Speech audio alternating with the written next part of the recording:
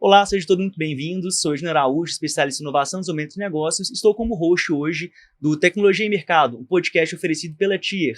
Para a gente começar o nosso primeiro episódio com esse bate-papo incrível, um assunto que está super em alta, estamos aqui com especialistas da área. Para a gente começar, queria que vocês se apresentassem. Primeiramente, Rodney, fundador e atual CEO da TIER. Seja muito bem-vindo, Rodney. Obrigado, Eugênio. Eu vou falar da minha formação primeiro, né? Eu sou engenheiro de telecomunicações, formado pelo Inatel de Santa Rita, Sapucaí. Bom, eu exerci essa profissão durante um certo período, alguns anos da minha vida, mas depois migrei para esse universo de TI, né? E hoje eu sou sócio-diretor da TIA, né?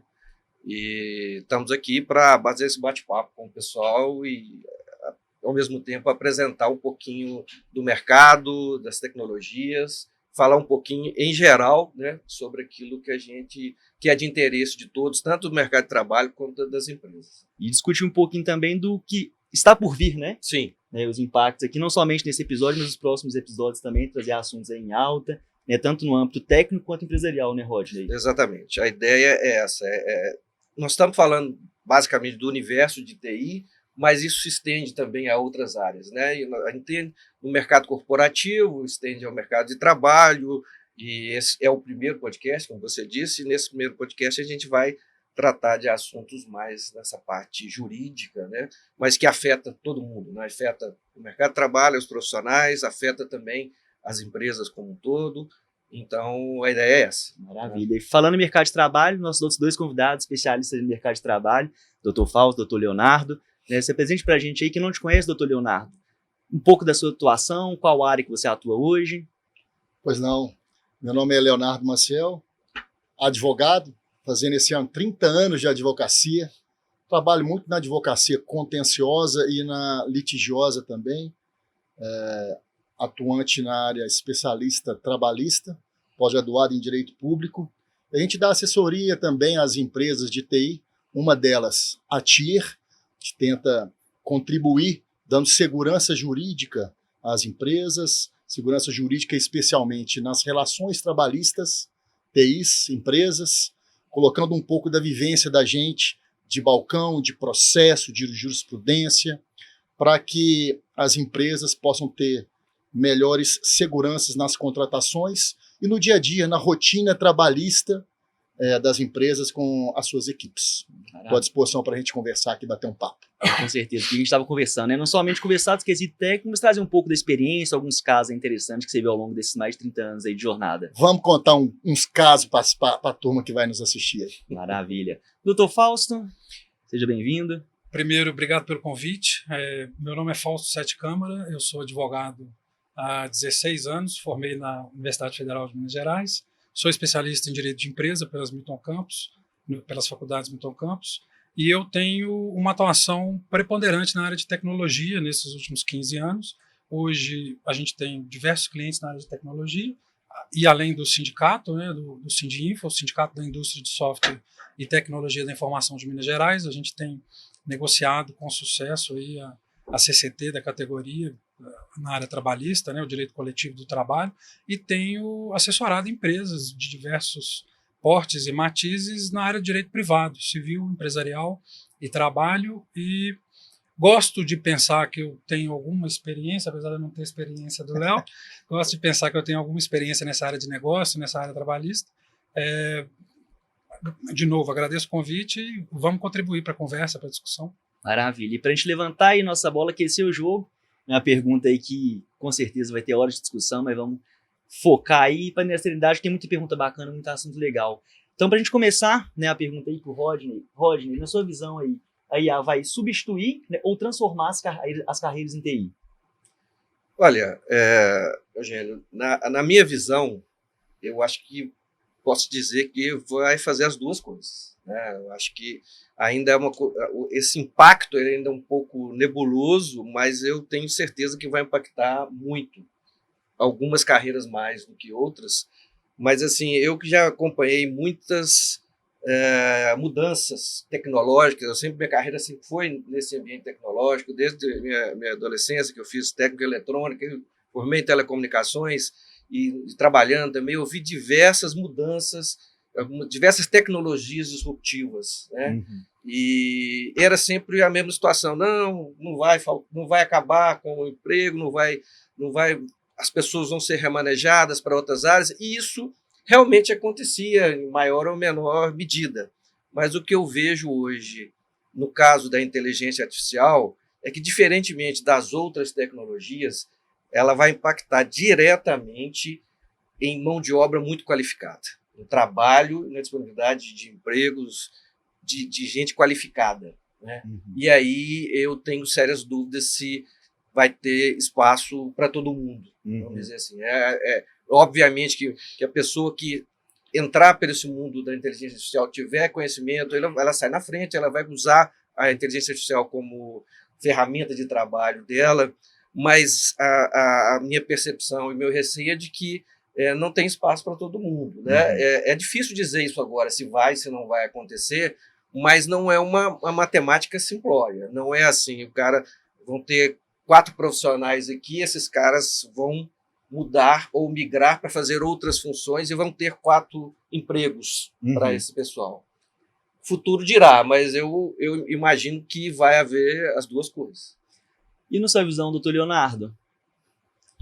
Olha, em relação à inteligência artificial transformando as carreiras do TI, eu acho que a inteligência artificial ela vem para contribuir em todos os ramos de trabalho, tanto TI quanto medicina, a gente estava conversando lá na nossa sala de reunião, jurídico, todas essas áreas em que a IA pode contribuir de maneira positiva, em que pese eu tenho um pensamento de um pé sempre atrás, porque nada substitui a mente humana. Eu acho que a sensibilidade de você dar um passo para frente, um passo para trás, isso vai depender muito do gestor, né? O gestor vai ter essa habilidade, essa sensibilidade de, principalmente, você ter um instrumento da IA, mas você saber utilizar como, onde e quando. Então, a IA vai contribuir, mas a pergunta é substituir. Eu acho que substituir ela é muito forte, porque você precisa de alguém para tomar a decisão de como usar aquele instrumento. Agora, o dia que a IA vier para tomar a decisão, aí essa substituição é perigosa. Então, ela vem, contribui, já está contribuindo, vai contribuir muito mais, a gente vai falar um pouco mais à frente sobre o futuro disso, mas jamais a decisão, a sensibilidade será sempre dos profissionais.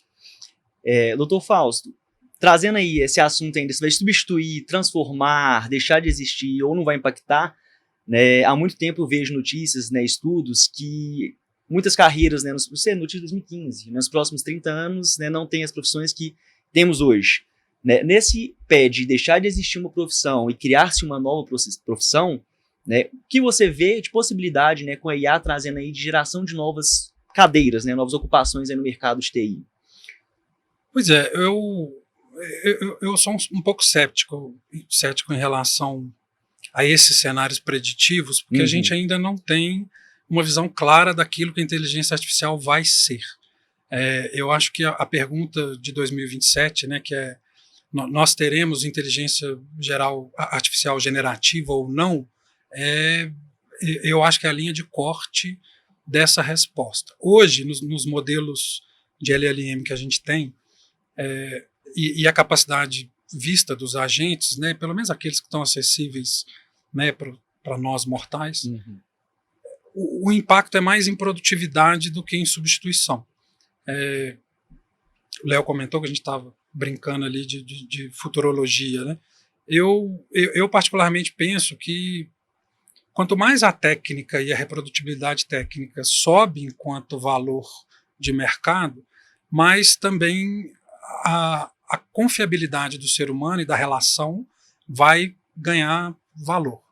Ou seja, a máquina, quanto mais técnica ela fica, quanto mais capaz ela fica, mais valor a autoridade ganha, a autoridade pessoal e a autoridade humana. Eu não sou um ludista, né? Eu não estou aqui para falar que a gente tem que quebrar as máquinas, não acho que o caminho seja esse. Mas eu acho que essas perguntas são incógnitas muito profundas para a nossa sociedade, especialmente da forma como a gente está organizado hoje, né? O próprio Estado liberal, acho que não tem resposta para esses conflitos. Se você pensa no próprio direito do trabalho e historicamente como ele está se desenvolvendo, a gente partiu lá atrás de um modelo marxista, nós avançamos para um modelo trabalhista, né, marxista do ponto marxista-leninista mesmo, avançamos para um modelo democrático-liberal trabalhista, você pensa no Brizola, em tudo aquilo que significou a esquerda dos anos 70 até bem recentemente, e essas próprias forças políticas hoje não existem mais. Mas o direito do trabalho ainda está lá atrás.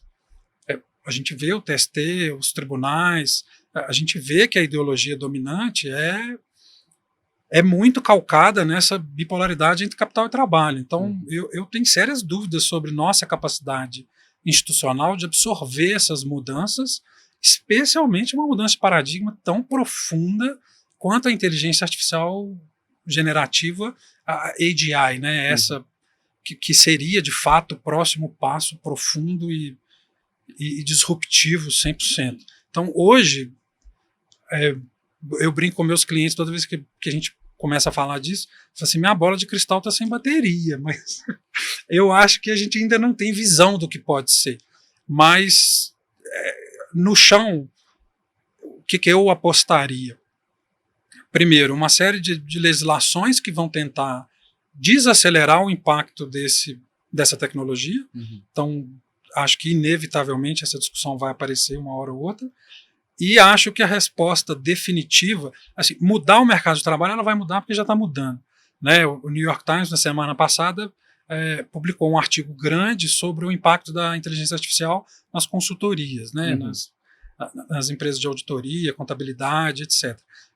O grande risco, quem está correndo o grande risco hoje, como o Rodney falou, é o profissional de colarinho branco. Então, assim, se a técnica antes ameaçou o blue collar, né, o trabalhador braçal, hoje quem está sob ameaça é o colarinho branco, é o profissional de graduação para cima. Porque essa inteligência não existia antes, acessível com esse custo. Era acúmulo mesmo. Era acúmulo de capital humano, hoje ele não é mais.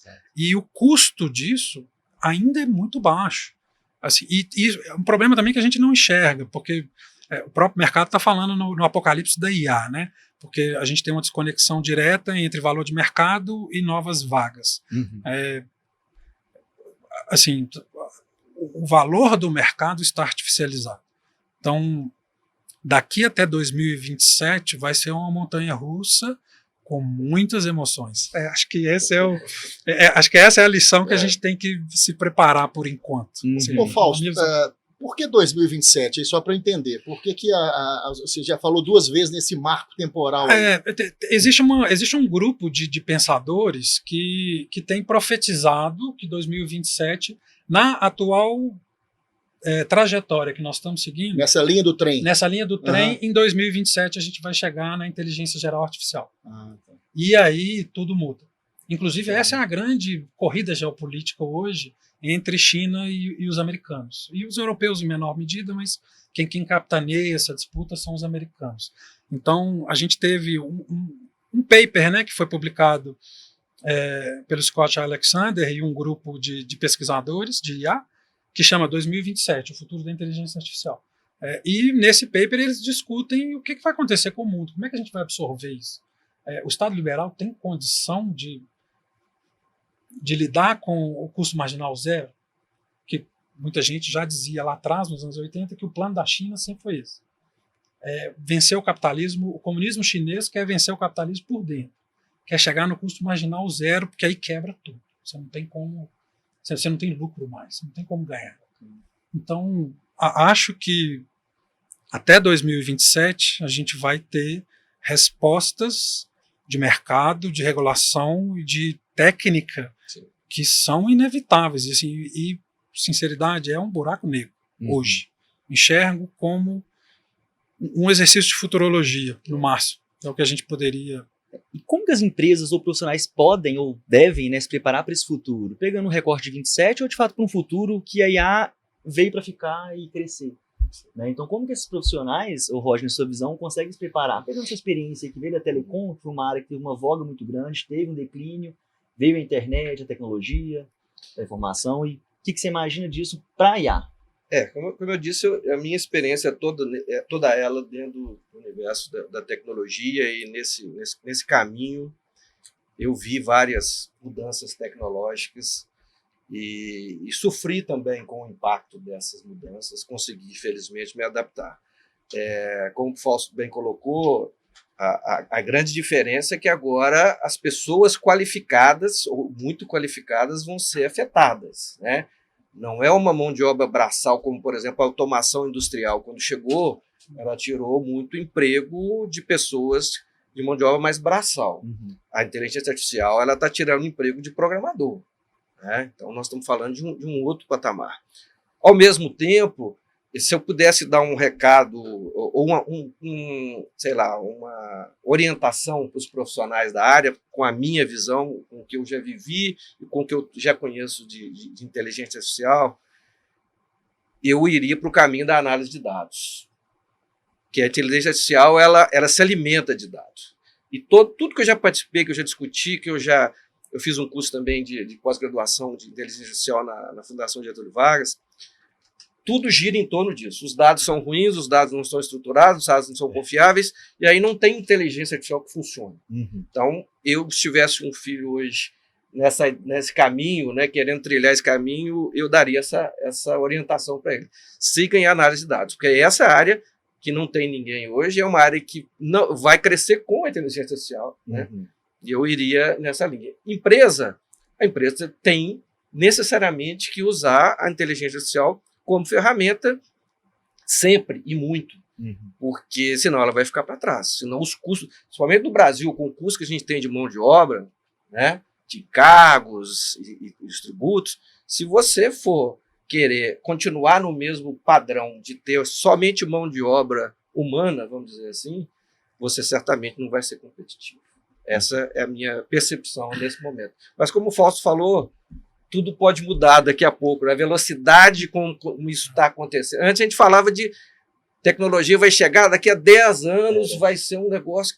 Cara, hoje, eu me lembro quando eu estava na faculdade, tinha um professor falou um negócio lá que ninguém acreditou nele na época. Ele falou assim, olha, daqui a alguns anos o telex vai ser substituído pelo fax. E ninguém acreditou no cara.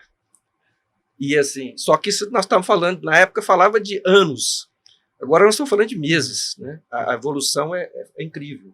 Então, eu entendo isso, eu acho que o caminho nesse sentido, tanto para os profissionais quanto para as empresas, são nessa linha que eu falei. E para explorar um pouquinho mais como que as empresas devem se preparar para isso, o que você acha, doutor Fausto? Pois é, em termos de negócio, o que eu enxergo como uma medida de proteção é o valor humano. O que eu acho que as empresas... que, na verdade, é onde as empresas sempre pecam, é não saber qual é o produto que ela está vendendo. O cara acha que ele está vendendo software, mas ele não está vendendo, ele está curando uma dor. Ele não sabe nem que dor que é essa, mas ele indiretamente está curando. Então, o que eu recomendaria às empresas é, primeiro, a técnica tem que ser absorvida. Você tem que ter capacidade de absorver a ferramenta, trabalhar com ela e conseguir se adaptar a essa nova realidade. Segundo, entender o seu core business como a relação humana que você possui. Se você não enxerga o aspecto humano da sua empresa, da sua atividade, você não vai conseguir gerar valor em cima disso. E terceiro, que também é muito complicado, não tentar se adaptar rápido demais, que eu acho que é um contrassenso, né? A gente pensa inicialmente que é um contrassenso, mas, por exemplo, a gente estava falando do apocalipse da inteligência artificial, que é essa ideia de que as empresas vão quebrar porque tem uma bolha sendo construída em volta de valuations absurdos. Você vê a ação da NVIDIA está subindo 300%, Palantir, OpenAI, e elas não geram receita suficiente para amparar esse valuation, esse valor de mercado. As empresas que estão corrigindo equipes muito rápido, elas podem ficar presas no meio do caminho. Por quê? Porque eles estão abrindo mão de uma mão de obra qualificada para substituir por uma máquina que hoje é muito barata, mas que em breve vai ficar cara. Porque, né, a próxima onda é a onda da energia. Nós vamos ter que manter esse sistema todo, nós vamos ter que manter esses chips rodando e resfriando. Então, até o grau de automatização tem que ser medido nas ondas que estão acelerando. Então, se você... Eu tenho um escritório, eu tenho lá 10 pessoas trabalhando comigo. Adotei um LLM que funciona bacana, muito bem. Eu abro mão de 7. Só que hoje o meu LLM é $20 por pessoa. Quando a correção do preço de mercado vier e eu tiver que pagar, vai vir, e eu tiver que pagar de fato pelo que ele vai custar, ele vai passar para $400 por licença. E aí eu vou ficar preso num limbo, sem mão de obra e sem acesso à tecnologia. Então, muita calma nessa hora, mas não muita calma, sabe?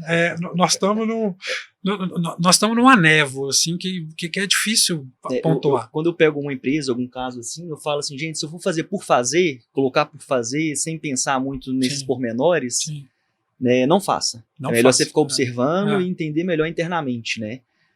O índice hoje de projetos de IA que falham é altíssimo. Altíssimo. Se não me falha a memória, é algo em torno de 85%.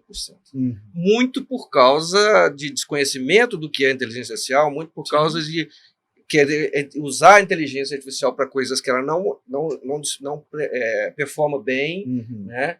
E às vezes também por ir por caminhos errados enfim, mas esse número eu acho que também vai mudar em breve. Eu acho que muito nessa linha que o Fausto falou, vamos com muita sede ao pote ali e a coisa não é bem assim. Ótimo, tem uma coisa que eu penso em relação a isso que você acabou de falar, eu até anotei aqui um pouco que o Dr. Fausto falou, né, que é o aspecto humano dentro disso que você está falando. Afinal de contas, eu não sei qual é o nome técnico, né, quem cria a IA é o aspecto humano. É ele que vai criar, você falou bem sobre a análise de dados. Então, aí entram os profissionais.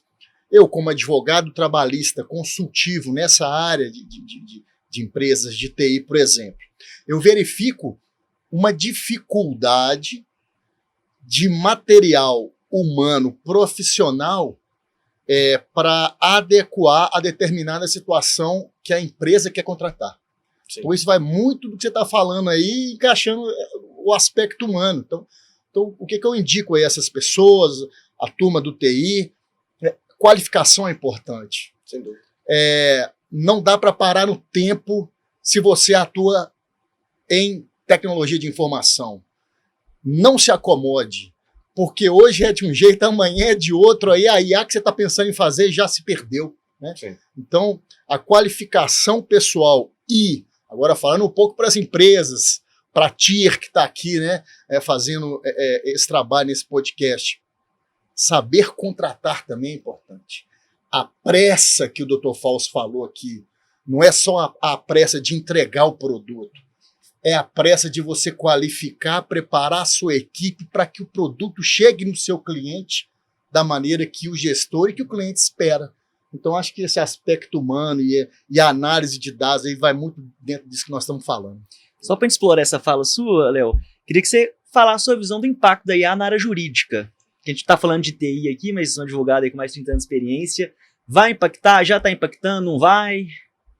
Tô doido para falar sobre isso aqui, porque é o seguinte. Existe a advocacia consultiva, que é a advocacia que o cliente me pede um parecer sobre determinado assunto. Mas existe a advocacia contenciosa. Então, o que a IA já está influenciando aí na área jurídica? Na consultiva, muito. Né? Na consultiva, o cliente vai lá, coloca o assunto que ele quer tratar, ele vai receber vários caminhos, várias teses, mas aí também o material humano do advogado, ele entra ali porque quando vem muito caminho, ele precisa tomar uma decisão. Então, ele pode pedir ali o assessoramento jurídico consultivo. Verificação de dados. Isso aqui está certo, essa jurisprudência aqui está ok. Como é que está a jurisprudência na decisão de um caso que envolve uma relação trabalhista de TI e empresa. Como que a justiça tem entendido isso? Porque a inteligência artificial vai dar vários caminhos aí. O gestor vai ter que definir. Eu tenho cliente que fala o seguinte: ô Léo, você me dá os caminhos, a decisão é minha.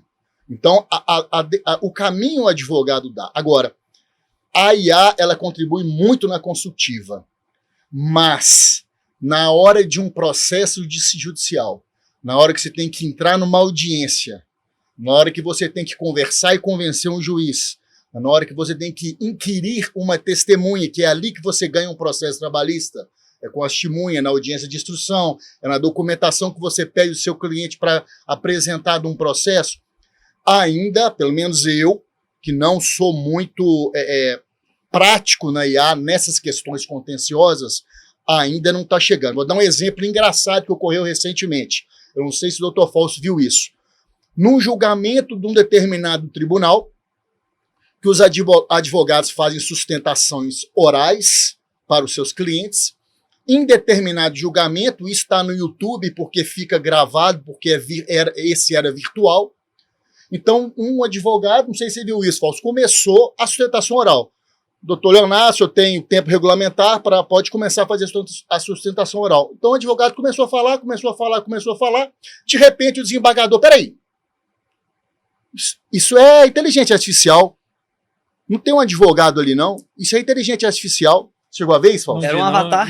Era um avatar programado dentro de uma sessão de julgamento de um processo.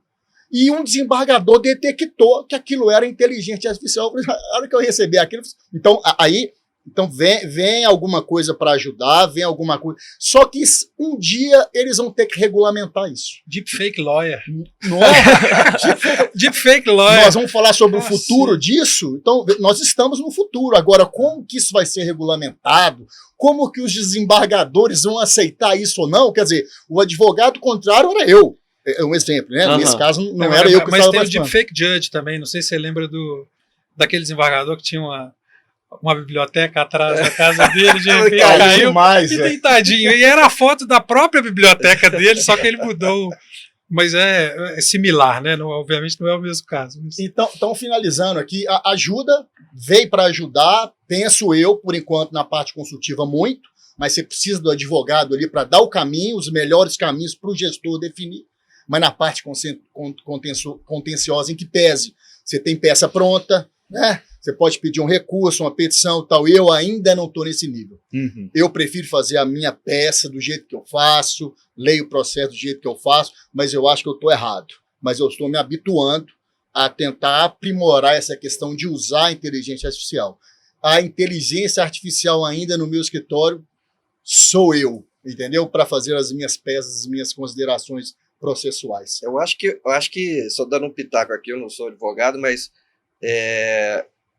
o advogado ele vai ser mais um revisor daquilo que é gerado pela inteligência artificial. Ainda não tem essa bagagem, talvez, para fazer essa revisão. Mas tem algumas coisas mais simples que, na verdade, tiram muito emprego, vamos falar assim, de jovens advogados, vamos dizer assim.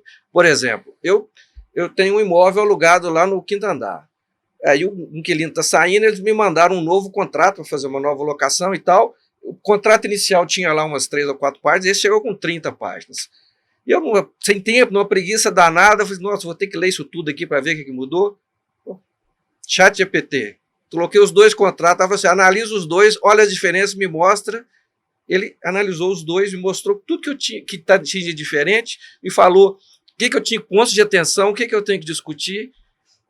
Sim, imagina o tempo que me poupou isso. Para os advogados é a mesma coisa. Pois é, só que ele te poupou, você achou bacana e muito provavelmente era um material muito bom, sim, mas você não consegue gerenciar risco com o ChatGPT. Sim. E o trabalho do advogado não é necessariamente sustentar no tribunal nem escrever a peça. Tem uma história do Dalmo de Abreu Dalari, que ele vira e fala assim, chegou uma grande empresa para ele lá, eu quero um parecer, direito administrativo e tal, sobre isso aqui. Ele fala, não, perfeitamente, você pode voltar na sexta-feira que vai estar pronto. O cara chegou, quanto você cobra? Eu cobro 100 mil. Não, perfeitamente. Grande jurista, preciso nem falar. O cara chegou lá, sexta-feira, sentou na mesa de reunião, era uma lauda. Toma. Aí falou, pô, mas é uma lauda? Uma página? 100 mil? Aí ele pegou assim, cortou a assinatura dele, falou assim, essa aqui é de graça. Por quê? Porque o trabalho do advogado, e aí tem a percepção humana, né? O trabalho do advogado é tomar risco. Sim. O que você faz é tomar risco para o seu cliente. Sim.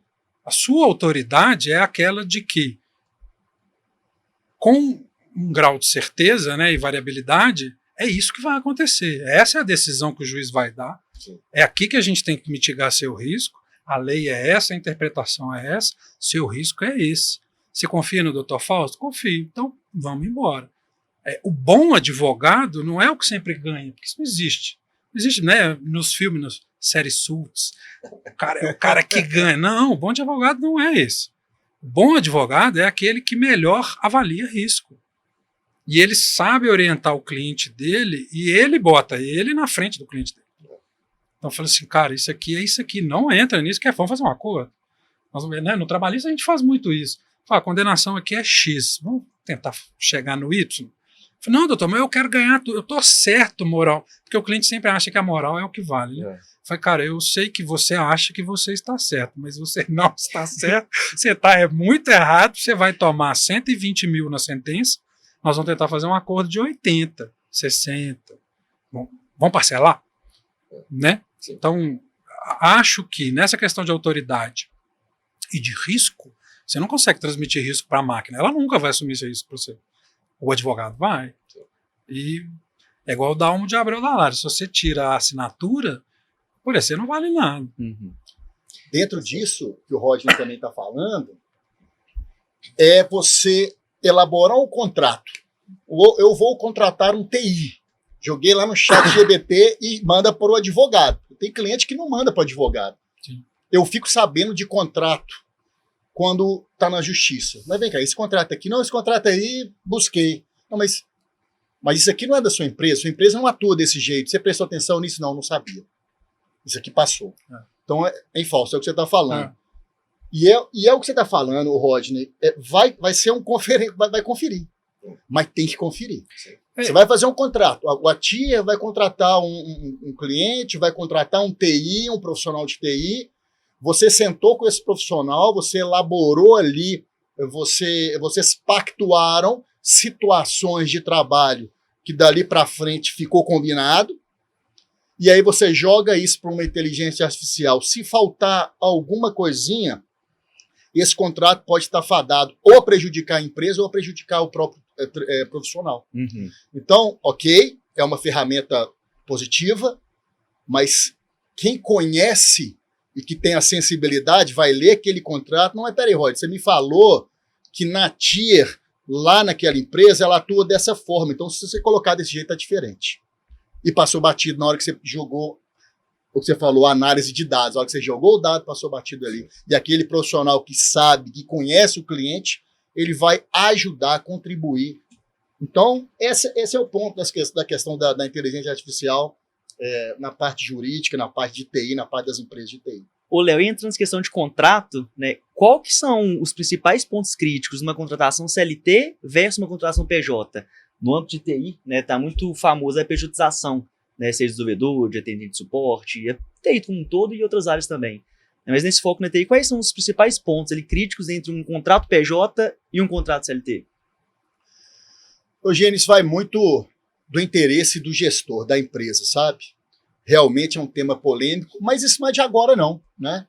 Essa discussão jurídica onde determinada empresa contrata um profissional tanto como fosse uma CLT, uma carteira assinada, um contrato de prestação de serviço, que é o que a gente chamava há muitos anos, isso já gerou processos milionários e processos de toda a ordem, com prateleiras lotadas de pilhas e pilhas de processo para discutir.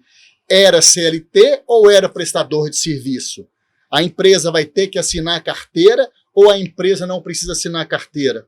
Então, isso já existia há muito tempo. Veio agora essa onda da pejotização, veio essas informações sobre o que os ministros do Supremo Tribunal Federal pensam sobre isso. Então, há uma tendência de modificação para esclarecer melhor a questão onde posso pejotizar e onde terei que contratar via CLT.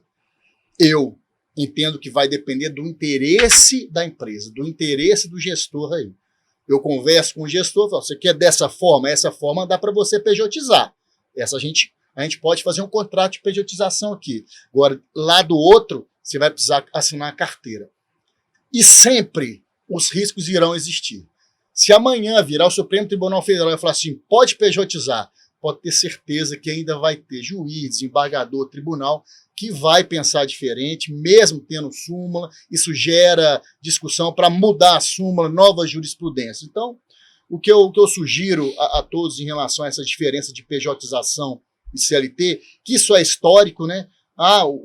O trabalhador, ele batia cartão de ponto, não batia, ele poderia ser substituído em determinado trabalho, ele tinha que comparecer na empresa fisicamente, ele tinha a opção de determinar o jeito que ele vai trabalhar. Então, esses requisitos que a gente consegue determinar o que vai ser a pejotização ou o que vai ser seletista. O problema é, a pessoa pejotiza, a empresa contrata, depois a empresa vai embora, entra na justiça e fala, opa, não era pejotização, era CLT. Aí vem a empresa com um risco enorme de aumentar o passivo trabalhista, porque não contratou só um, contratou 10, 15, 20, e esses 10, 15, 20 depois vão bater as portas da justiça. Então, cuidado com o contrato, cuidado com o que foi combinado, cuidado com a inteligência artificial, e aí isso chega e acredito que ao longo do tempo isso vai ficar mais pacificado. Né? Advogado fala muito isso. Qual que é o entendimento pacificado do tribunal? Hoje eu não posso afirmar. Acredito que ao longo do tempo a gente pode ter uma tranquilidade, a gente chama de segurança jurídica. Eu hoje não tenho segurança jurídica de chegar para o meu cliente a tier e falar, pode fazer desse jeito. Eu não tenho essa segurança jurídica, mas eu tenho meios de diminuir os riscos. Foi o que o Dr. Fausto falou. Qual que é o trabalho do advogado hoje em dia? Se colocar na frente do tiro, né, na frente de uma sentença judicial e proteger seu cliente. Ó, aqui você tem um risco menor. Estamos juntos? Você sabe que isso vai acontecer, que pode acontecer. Então eu vou diminuir o risco. Vamos trabalhar para diminuir esse risco. No que a gente puder evitar 100%, a gente evita. Mas o risco aí, nesse caso da pejotização, e a CLT, ela existe. E sobre a pejotização, doutor Fausto, sobre jurisprudência ou tendência, como que você enxerga essa área da pejotização no mercado de trabalho como um todo? Pois é, pegando o gancho no que o Léo falou, e ele obviamente está certo, né? A gente tem hoje ainda um cenário de insegurança jurídica absurdo em torno desse tema. Quando o STF julgou os primeiros parâmetros, né, de pejotização, ele, na verdade, estava enfrentando o TST, ideologicamente, capitaneado pelo ministro Barroso. Né, a relação de emprego não é a única forma de prestar trabalho no Brasil. Essa é a tese principal dos primeiros julgamentos. O problema que eu enxergo é um problema institucional mesmo, é um problema de instituição que tem a ver com o prisma econômico. O CLT, a barreira do mercado CLT é o custo da contratação. Eu não tenho como ter um profissional que nominalmente ganha 100, custa 160 ou 170 e que ele ponha 55 no bolso, 60 no bolso com poder de compra de 40. A grande pressão do mercado pela pejotização é a primeira concorrência entre empresas pelos melhores profissionais, e isso a gente viu 2021 para frente, uma ascensão absurda do valor da remuneração da mão de obra, inclusive porque o teletrabalho abriu portas para o mercado internacional. Então os profissionais brasileiros, né, e isso é uma questão de mercado, têm acesso a mercados americanos e europeus de forma muito consistente hoje, e a gente tem culturas muito mais similares com as deles do que os indianos, por exemplo, que era a mão de obra preferida desses mercados. Então eles preferem trabalhar com os brasileiros que com os indianos, por essa afinidade.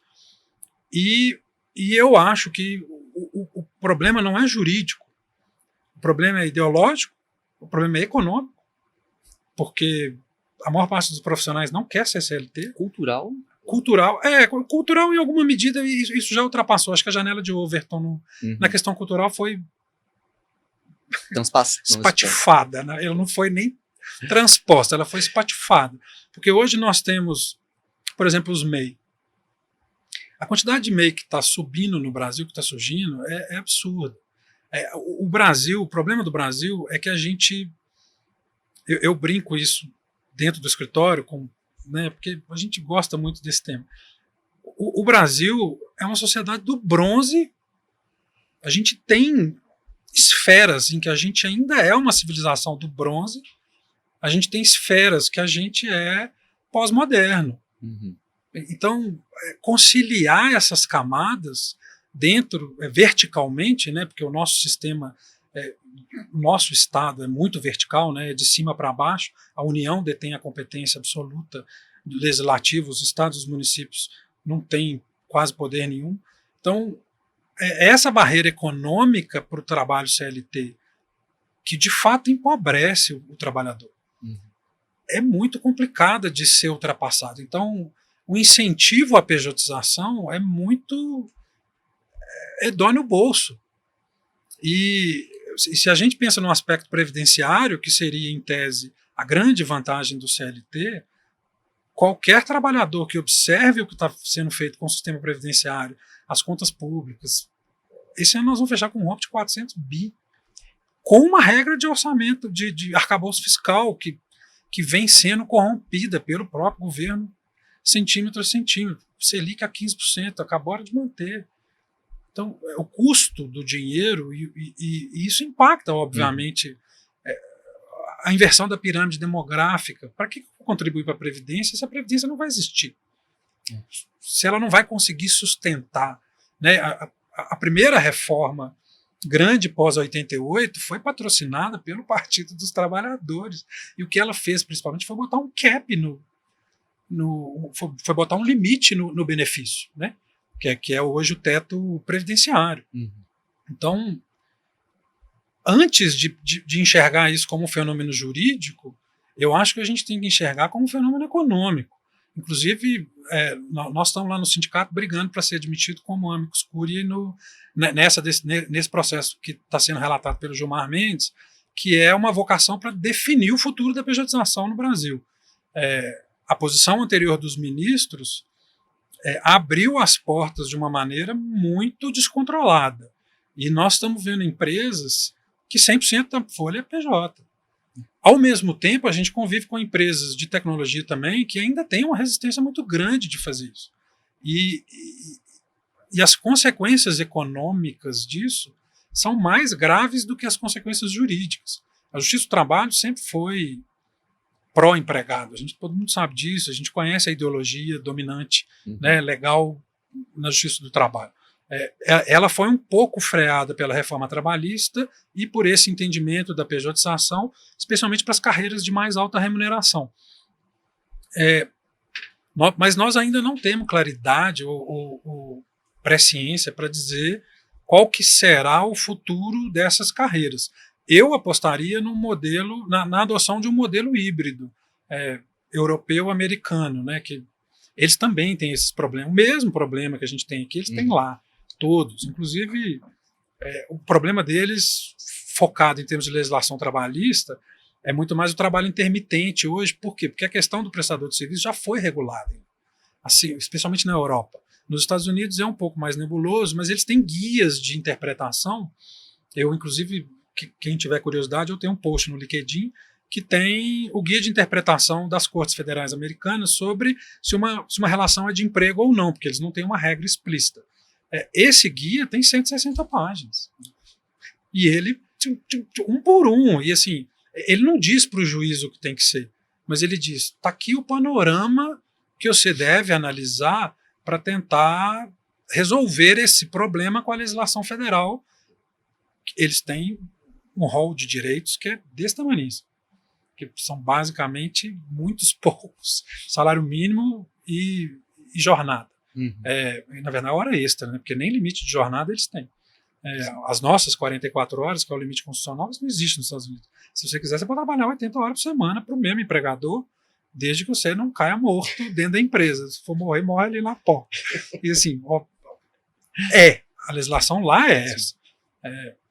Então, eu enxergo esse problema muito mais do ponto de vista econômico. As empresas, não é que elas querem pejotizar, mas elas se veem obrigadas pelo mercado a adotar perspectivas de terceirização por pressão dos empregados, especialmente os de mais alta remuneração, e por pressão de concorrência. Uhum. Então, e de novo, o desafio é como conciliar esses Brasis que existem e que nós estamos convivendo com eles nesse ciclo, pelo menos desde 88.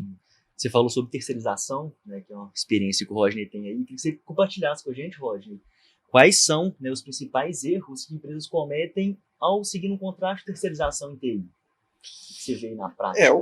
O que eu vejo, na verdade, mais complexo do contratante, né, tanto que a terceirização, principalmente de mão de obra técnica, ela, no mercado de TI, principalmente, ela é quase sempre feita por empresas de médio e grande porte, né?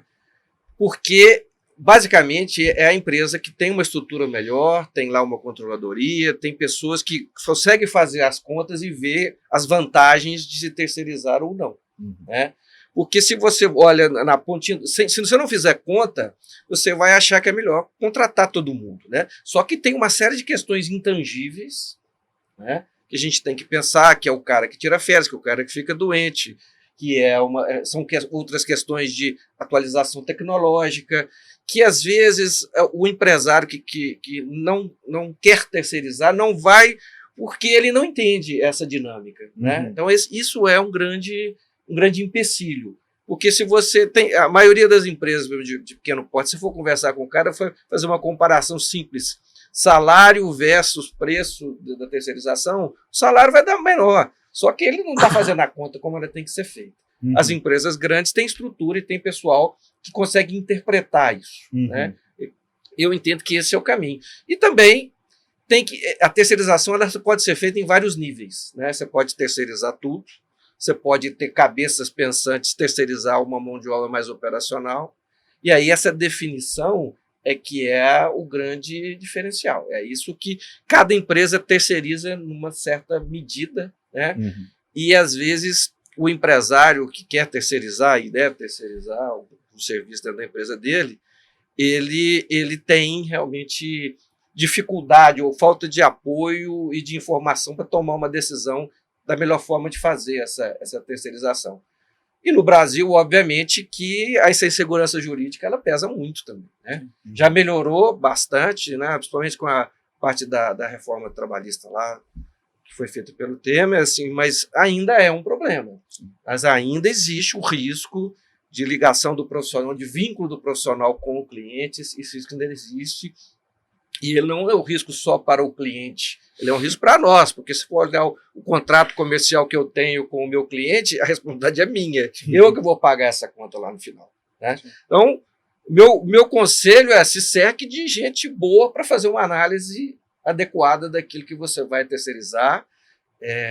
Pense bem e tenha também o cuidado de enxergar todos os aspectos envolvidos, e não só essa questão financeira muito básica, né? Porque se você for por aí, você provavelmente não vai terceirizar, né? Mas o risco ele existe para todo mundo, né? Assim, eu vejo essa questão, por exemplo, da pejotização, que não deixa de ser uma terceirização também. Eu, como empresário, eu tenho um temor muito grande, eu praticamente não tenho isso hoje na minha estrutura, dessa insegurança jurídica. Então, é uma conta, porque principalmente que esses profissionais geralmente são profissionais mais caros, e que cara, se ele for trabalhar para a gente lá durante muitos anos e depois resolver entrar na justiça, o valor disso é altíssimo. O passivo vai juntando. O passivo é muito alto. Então, esse é o meu receio como empresário, né, que contrata serviços, e como cidadão, como brasileiro, eu me preocupo muito com a questão da Previdência Social, porque do jeito que está sendo feito, principalmente os MEIs, que pagam uma ninharia por mês, se a coisa for nessa linha e todo mundo for por esse caminho, essa Previdência Social que já está quebrada, ela vai quebrar antes. Né? Então, isso que o Fausto falou é importante. Tem que haver um meio termo, um consenso para a gente chegar em alguma coisa que a sociedade consiga absorver, tanto as empresas quanto as pessoas, os trabalhadores. O Rodney, pegando sua experiência empresarial, qual que é a sua visão sobre o home office? Ele veio para ficar? E além de vir para ficar ou não, traz benefício para a empresa ou para o funcionário? Qual que é a sua visão sobre isso? Eu acho que o ideal é o modelo híbrido, sabe? Assim, de maneira geral. Tem alguns perfis de profissionais que podem sim trabalhar remotamente full-time, não tem grandes dificuldades, mas o que eu vejo é um movimento de volta ao escritório, né? O que está acontecendo, já aconteceu fora, está acontecendo aqui no Brasil de novo, de empresas que estão trazendo esses profissionais de volta para o escritório, porque tem uma série de problemas, tem questões desde de desempenho, de foco, de relação entre os próprios empregados do dia a dia. Assim, eu fico pensando, se um cara entra numa empresa 100% home office, quer dizer, ele não conhece ninguém, ele não conhece os processos da empresa, ele não conhece absolutamente nada. Como é que esse cara vai ser treinado, vamos falar assim, né? Então, esse modelo híbrido, para mim, é o modelo ideal. Assim, eu acho que a pessoa deveria estar na empresa pelo menos 3 vezes por semana. Não precisa ser assim. Mas, assim, qualquer coisa diferente disso gera distorções, como, por exemplo, profissionais que têm mais de um emprego, né? Que isso tem acontecido. Eu vi uma reportagem outro dia de um indiano que ele tinha 8 empregos. Ele não trabalhava para ninguém, ele só ficava fazendo entrevista, né? E ele mesmo falou isso, então gerou uma repercussão e tal. E eu sei de casos que acontece isso, né? O cara de desenvolvimento, por exemplo, que está ali trabalhando para a empresa, recebe para ficar ali 8 horas por dia trabalhando e está pegando um monte de freela ali, desenvolvendo outras coisas, né?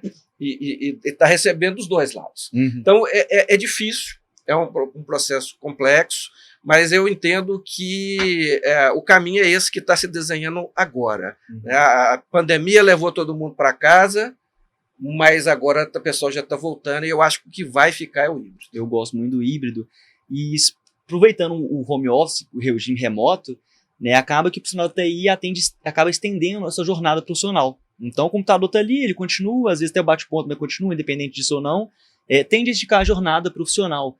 Né, doutor Fausto? Como que você vê isso impactando ou não na saúde mental desses colaboradores profissionais de TI, que já tem esse perfil ali de ficar no computador, independente de trabalhar ou não, e acaba estendendo essa jornada profissional? Eu só falo que eu tenho muitos colegas da área, né? Então eu vejo que o pessoal acaba começando cedinho e estendendo ali no final da noite, continuando isso. Pois é, o teletrabalho ele tem gargalos muito evidentes, né? Assim, o primeiro deles é a produtividade. A gente sabe que né, as pesquisas mais recentes, e é inclusive o que gera a demanda por volta ao presencial, é uma queda sensível da produtividade. Nós temos hoje, no mínimo, 3 ou 4 estudos de amplo espectro que pegam uma redução de produtividade em torno de 15% do trabalhador. Segundo, em termos de saúde mental, na verdade, o teletrabalho é bom para a saúde mental, especialmente das mulheres, das profissionais mulheres. Né? O recorte de risco psicossocial é um recorte de gênero, prioritariamente. Eu sei que as pessoas não gostam dessa visão, mas é a visão mensurável que a gente tem hoje. Sim, a visão biológica as mulheres sofrem mais. Elas têm um impacto mais sensível de cargas altas de trabalho e de trabalhos mais objetivos, não no sentido de objetivo subjetivo, mas mulheres têm preferências por trabalho com pessoas. Homens têm preferência por trabalho com coisas. Então, essas carreiras de tecnologia, infelizmente, elas têm um peso muito maior para as mulheres. E a gente observa, inclusive no cenário internacional e existe uma discussão que chama o paradoxo de gênero no mercado de trabalho, que quanto mais livre uma sociedade mais as mulheres são mulheres e mais os homens são homens. Então, por exemplo, na Escandinávia, nos países do norte, que são países super livres, inclusive em questões de gênero, eu tenho menos engenheiras do que no Brasil. A proporção de engenheiras lá é muito menor, como a de enfermeiros homens, muito menor, porque são profissões tipicamente masculinas e femininas. O incentivo feminino para esses mercados masculinos é um incentivo econômico. Então, por exemplo, na Índia, eu tenho um percentual altíssimo de engenheiras. Por quê? Porque o incentivo econômico é muito bom. Só que o risco psicossocial acompanha a disrupção entre como vamos dizer, a propensão natural do organismo para aquilo que ele está se adaptando. Então, por exemplo, no Brasil, a gente sabe, 2/3 dos casos de burnout são femininos. Como a gente sabe que 70%, vou colocar um número mais conservador, 70% dos atendimentos em saúde mental são femininos. E é natural que assim seja. E é natural também que a gente queira proteger as mulheres e crie mecanismos de proteção, porque eles são importantes. Mas, em termos de teletrabalho, eu acho que o teletrabalho é um mecanismo para mitigar isso, para quem se adapta. Mas, obviamente, existem dificuldades de adaptação e existem dificuldades das empresas em aprender a trabalhar com esse regime. Então, assim, os meus empresários, né, aqueles que eu atendo, oriento, ajudo, eles me falam, cara, mas diminui muito a produtividade. Eu falei, sim, mas melhora a qualidade de vida. Então, a sua pressão por remuneração melhores, por melhores condições, cai muito.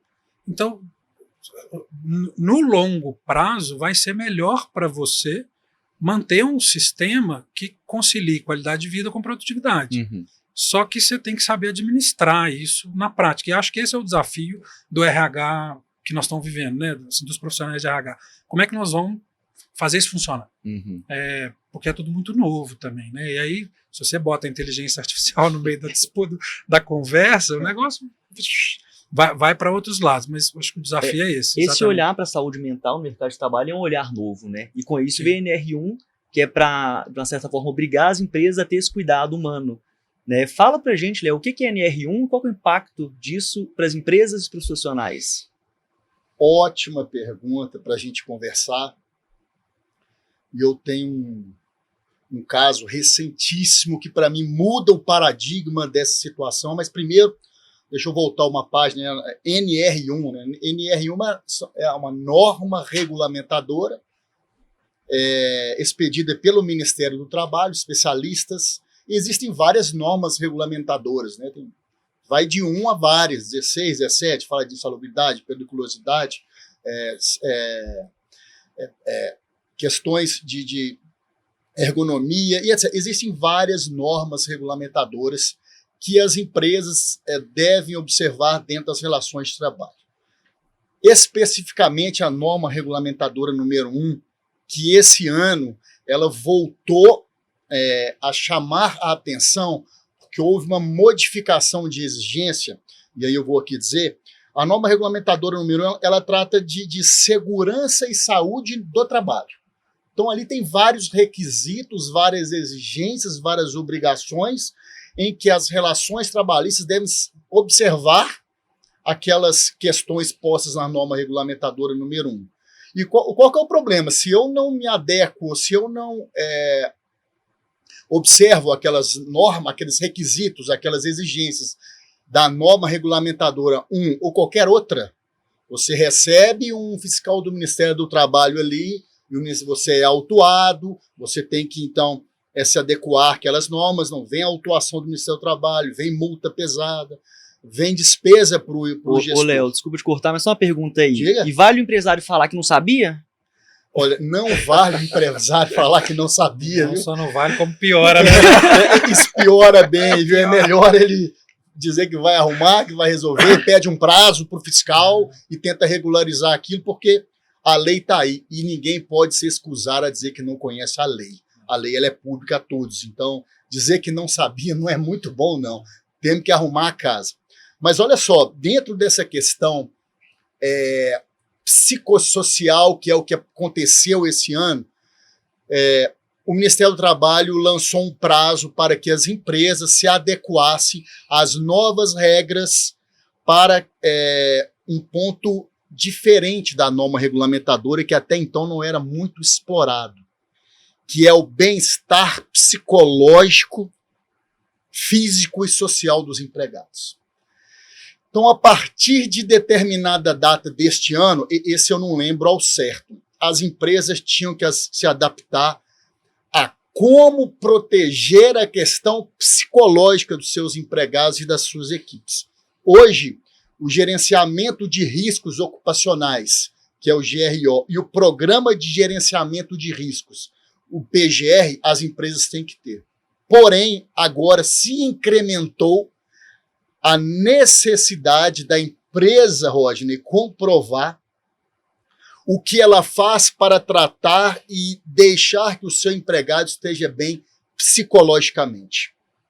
Isso gera novos laudos, novas tratativas e questões para proteger a questão psicológica dos empregados e, como isso assustou muito esse âmbito trabalhista, que era para ser entregue, inclusive, em 2025, houve uma mudança de prazo. Na verdade, 2 vezes já se modificou o prazo em que o Ministério do Trabalho vai nas empresas para conferir se essa questão dos riscos psicossociais estão sendo observados.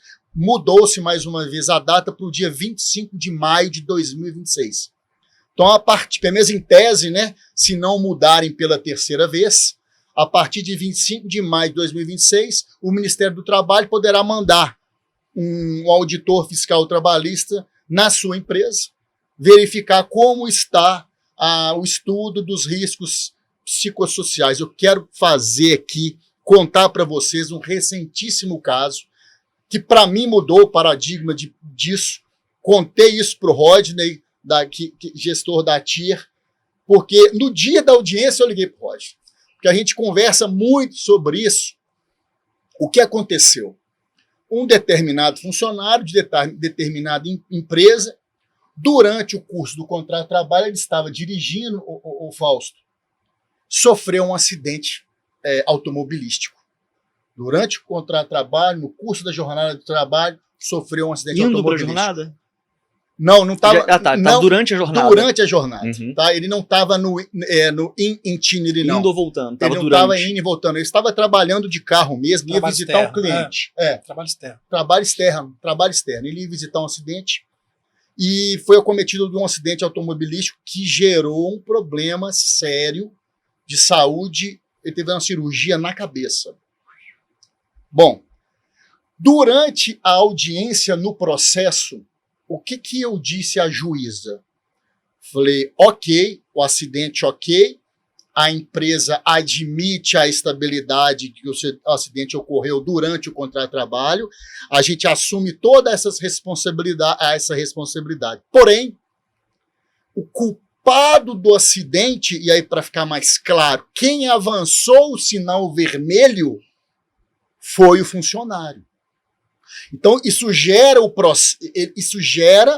um caminho diferente para o processo. Quando eu disse isso à juíza, ela perguntou ao funcionário, o autor da ação trabalhista. Vem cá, me conta aqui, você realmente avançou o sinal? Ele falou assim, eu avancei o sinal. Eu sou o causador do acidente.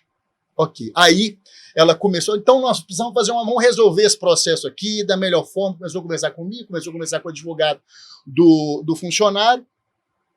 E aí vem a mudança de paradigma do processo, Fausto. O funcionário falou, Excelência, eu gostaria de falar uma coisinha para a senhora. Ela, pois não, pode falar. Ele disse o seguinte, esse é o acidente que eu causei, aconteceu porque eu estou estressado pelo trabalho. Eu, dentro daquela semana do acidente... E esse é o grande risco do risco psicossocial, mas termina o seu caso. Olha a importância disso. Rodney, olha a importância desse podcast. Isso é agora. Aconteceu há menos de um mês. Ele levantou a mão, isso aconteceu porque eu estou estressado. Eu fiz horas extras naquela semana. Você falou do pessoal que fica muito tempo lá no computador. Ali. Eu fiz horas extras durante essa semana que normalmente eu não faço. Eu estava cansado, estava estressado naquele momento, não prestei atenção, não me concentrei devidamente dirigindo o carro e avancei o sinal vermelho. Naquele momento, a juíza vira para mim e fala: processo está suspenso. Vamos tratar esse processo agora com mais carinho. Preciso disso, disso, disso. Vamos marcar audiência agora para tal lugar. E você sabe o que isso quer dizer, esse carinho? Eu sei. Eu quero perícia agora para ver como é que está a saúde mental dele. Quero uma perícia para saber como é que está o problema da cirurgia que ele fez na cabeça. A audiência deu uma cambalhota, Fausto. Não, esse aí foi uma bomba atômica. Deu uma cambalhota. Então, olhem a importância disso. Eu tenho 30 anos de advocacia. Toda vez que eu ia na audiência, quem causou o acidente foi o reclamante, foi o autor. Ele que não viu a parada obrigatória, ele que atropelou, ele que bateu na traseira. O processo estava resolvido ali para mim. Ou até em casos de culpa concorrente, né? A gente tem algum... Culpa concorrente, que é quando a empresa contribui na culpa, o empregado contribui na culpa. Então, várias vezes. Só que há um mês atrás, isso para mim mudou. Mudou completamente. Então, a importância... Não é só sobre burnout, né? Não é. Não. E aí, o que isso vai acontecer, Rodney, num processo desse? O que a juíza vai pedir? Eu quero o laudo de riscos psicossociais, psicológicos e psiquiátricos das empresas. Hein, Fausto? Pois é, eu enxergo, assim, eu sou bastante crítico com relação a essa legislação. E não é porque eu sou advogado patronal, não. É porque quando você consegue ligar o tico no teco, as coisas começam a fazer um sentido que é muito mais evidente do ponto de vista ideológico do que legal propriamente dito. A NR1 trouxe a questão do risco psicossocial como um inventário a ser produzido de riscos, só que o risco psicossocial ele não é objetivo, como é o risco químico, o risco biológico, o risco, né, a periculosidade, que é taxativa, que eu tenho lá a tabela, o quadro, eu sei, hora extra, eu sei o que é. O risco psicossocial, ele é narrativo e ele é comportamental. Podemos falar que ele é cultural da empresa? Não, ele é cultural em um aspecto, né, em termos da toxicidade do ambiente. Sim. Essa palavra eu também não gosto dela, mas vamos usar porque é o que o povo gosta. Essa empresa é tóxica, né, você é um tóxico. Isso também existe, mas não é só isso. Eu não tenho como medir a existência de um risco psicossocial e de determinadas condições psicológicas. Tem um livro muito bacana que chama Burnout, a doença que não existe.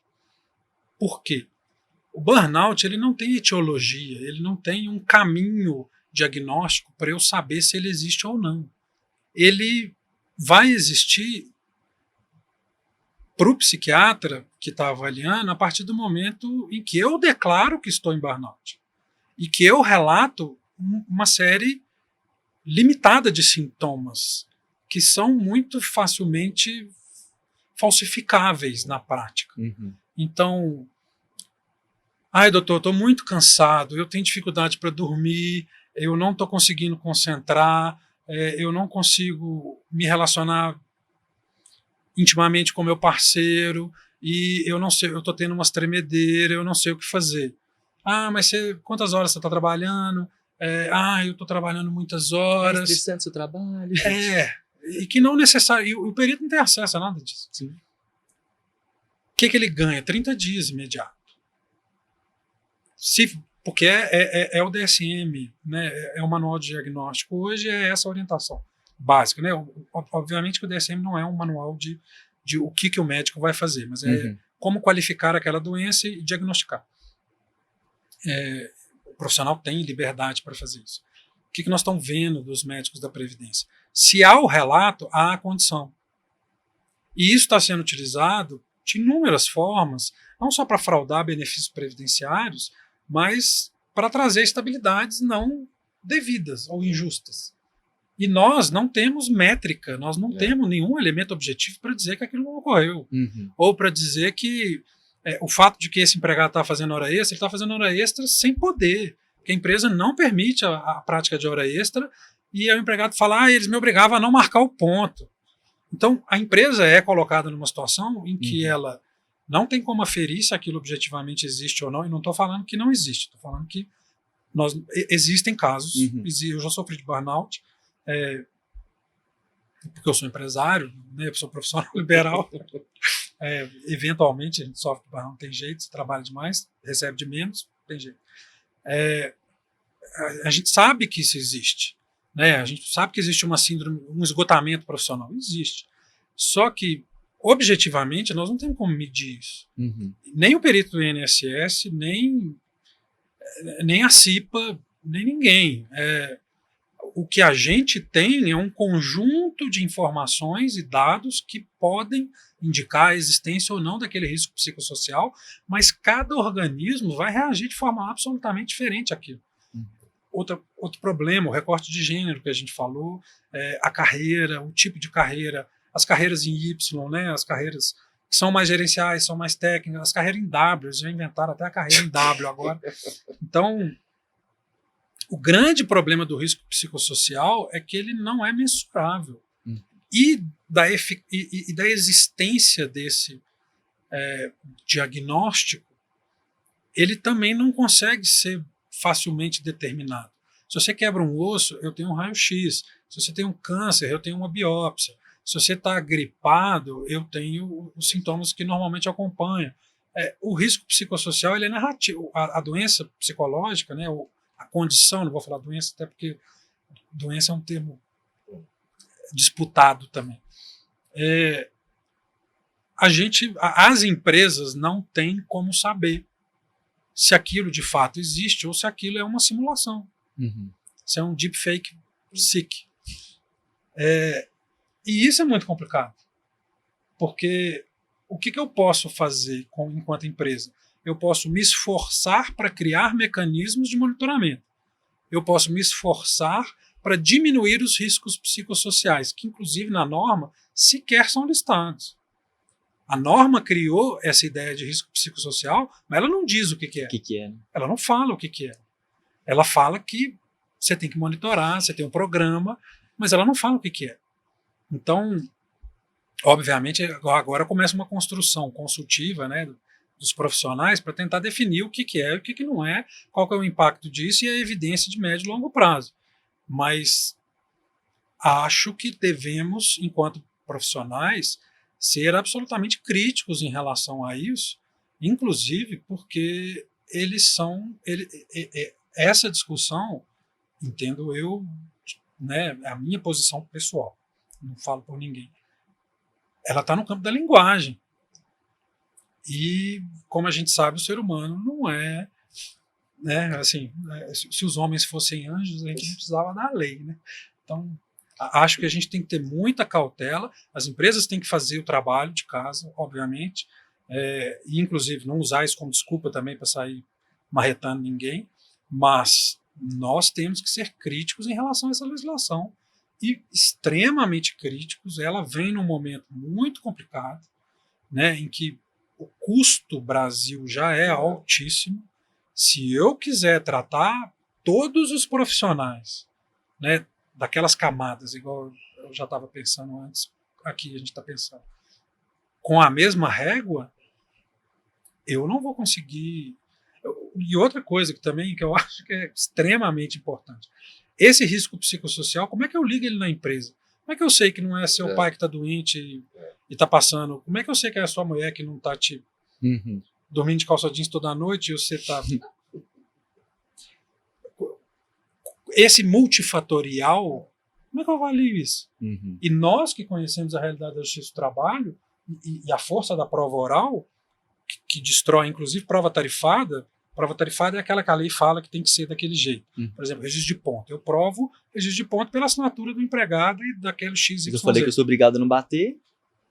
Se chega um testemunha lá falando, não, a gente era instruído a não bater. Verdade ou mentira, não interessa. O juiz vai considerar isso e vai considerar que é verdade. Se eu não provar que ele está mentindo e eu não tenho mais, porque a prova tarifada era a forma de provar que eu não estou mentindo, ela foi dizimada. Por exemplo, os bancos arrumaram uma solução maravilhosa para esse problema, que é a prova georreferenciada. Agora o TST, inclusive, validou.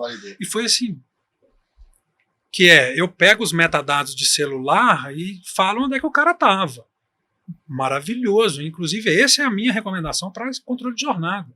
Use metadados, use localização em tempo real, né? Use a inteligência artificial e a tecnologia para se proteger do oportunismo. Porque existe muito oportunismo. Obviamente que existe muito abuso também. Não estou falando que não existe, mas acho que o desafio é esse, é um desafio epistemológico no fim do dia.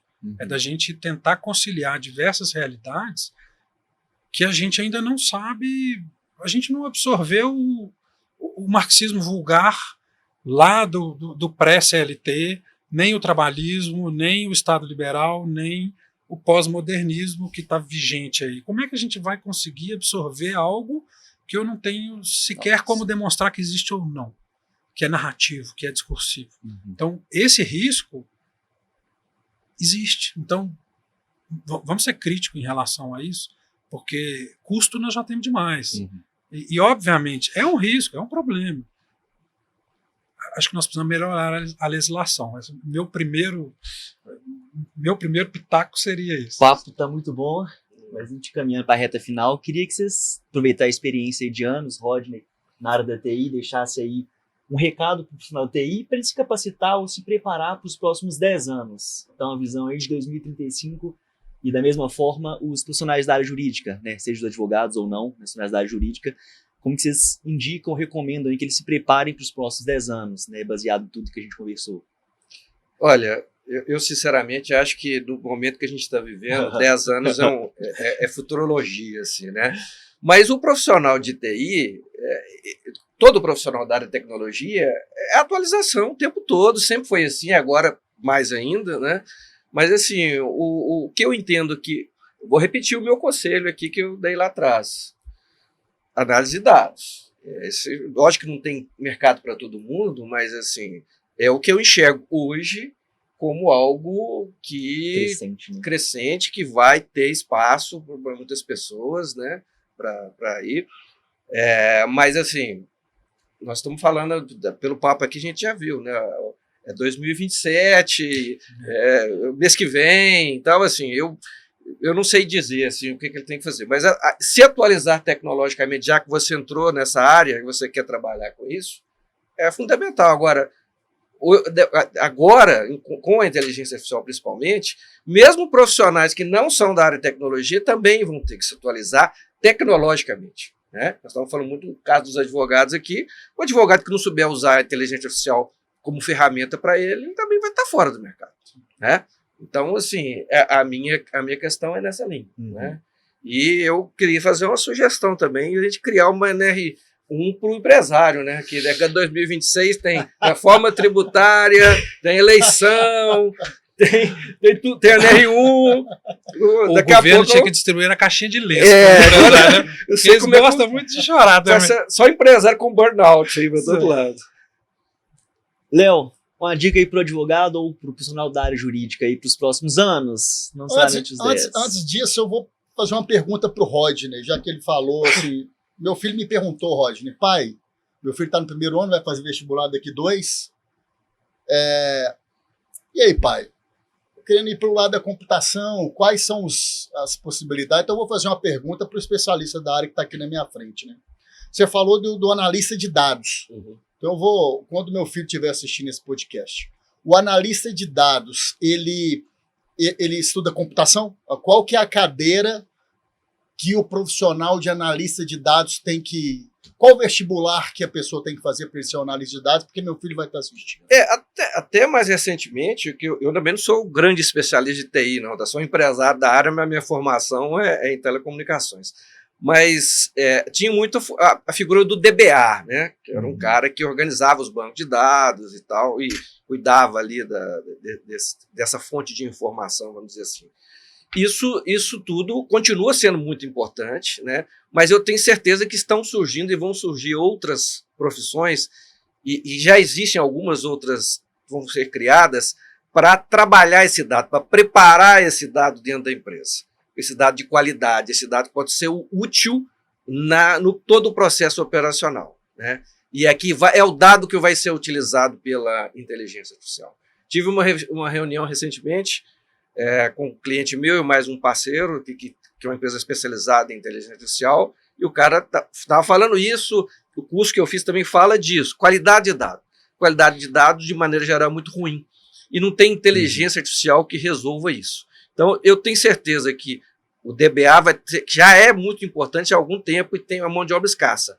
Ele vai ficar cada vez mais, e outras funções, outras pessoas nesse segmento de preparação de dados vão surgir e vão ser muito importantes nesse processo como um todo, né? E fala-se também, de uma forma mais simplória também, dos prompters, né? Que aí seria mais no uso da inteligência artificial. Você tem que saber conversar com a inteligência artificial. Não adianta, se você não souber dizer para ela o que você quer, ela não vai conseguir te responder, né? É o que acontece muito com quem usa a inteligência artificial generativa, né? Uhum. Se você não sabe escrever em português ou falar o que você quer, não adianta. Então, são tendências, né? Mas eu falo de análise de dados de uma maneira muito genérica, porque ela é o alimento da inteligência artificial. Basicamente é isso. Profissões vão aparecer várias, eu acredito, nessa linha. A área de biblioteconomia é uma área bastante relevante para a área de dados, porque o biblioteconomista ele lida com a organização da informação. Ele não lida com livro. Livro, para ele, é visto como uma unidade, né, de informação. Mas a biblioteconomia, por exemplo, você pensa, um amigo meu que é físico me deu esse exemplo, porque a namorada dele fazia biblioteconomia, eu falei, não, mas que profissão ruim, cara, a menina vai ficar na biblioteca. Ele olhou para mim e falou assim, não, cara, imagina a quantidade de fotos que o Hubble tira. 30 por segundo. Como é que você vai catalogar isso? Como é que você vai saber para que lado que ele estava apontando? Qual estrela que ele estava vendo? Onde que isso... Como é que você vai compor esses dados? É a biblioteconomia que faz isso. Inclusive, era o trabalho da menina. Era, né, como os astrônomos vão organizar a informação que chega, por exemplo, do satélite que mede a magnetosfera do Sol. Esses dados são absurdos, é uma quantidade absurda de informação. Então, isso é absolutamente relevante, nesse caso, né, do tratamento de dados e de como isso vai impactar no futuro.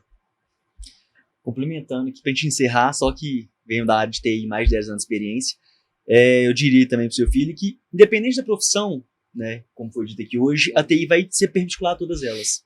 Então, mesmo que depois ele mude para uma área de saúde, para uma área jurídica, ele tendo uma base de TI, né, ele consegue ver, porque TI a gente forma generalista. Se a gente forma na área de TI para aprender sobre o que é dado, o que é informação, como que é a arquitetura da coisa. E depois a gente vai se especializando. Como se fosse um advogado que forma advogado e vai para trabalhista, vai escolher o segmento, e um médico da mesma forma. Uhum. Né? Então, independente da área, a TI vai acompanhar todos os segmentos. Né? Mesmo que ele depois mude ideia para um jurídico da vida ou para qualquer outra área, se o profissional do futuro, independente dos 5, 10 anos, não dominar a tecnologia, vai ser como os computadores chegaram e as máquinas de datilografar pararam de existir. Quem sabia só datilografar não teve mais mercado. E assim, complementando, não que ele não tenha mercado, né? Até porque os estenógrafos hoje são bem requisitados, porque é uma habilidade que nem sempre é confiável às máquinas, né? Mas, por exemplo, na questão judicial e tal. Mas não é isso. Assim, se eu fosse dar um conselho para os jovens profissionais, tenha uma base sólida naquelas competências que são essenciais. Linguagem. A quantidade de gente que não sabe ler e escrever é absurda. E esse, para mim, é um diferencial assim, disruptivo hoje. Saber português bem, saber duas línguas bem, você é 0,1% da população. Uhum. Se você souber um português e um inglês massa, vai ser muito fácil se destacar. Então, linguagem, primeiros princípios, especialmente de matemática, raciocínio lógico, tenha isso muito bem feito e não deixa a rede social fritar seu cérebro, que é o grande problema da geração Z, dos Zoomers. Sim. Eles têm problemas de foco que são absurdos. Eles não conseguem fazer nada que custe mais de 25, 30 minutos. A janela de experiência, de concentração, está sendo reduzida, ela está sendo afunilada. Quem tiver o cérebro corroído pela inteligência artificial preditiva, né, que é esse impulso de rola para cima, não vai conseguir recuperar. Assim, não vai mesmo. Especialmente as crianças. Então, acho que o futuro não pode ser conhecido ainda em termos de carreira, mas as mesmas competências que a gente valoriza hoje, adaptabilidade, linguagem, relação, são as competências que vão continuar a ser relevantes para nós enquanto seres humanos. Então, foque nelas e aprenda a lidar tecnologicamente com isso e a se desenvolver e adaptar e prosperar, né?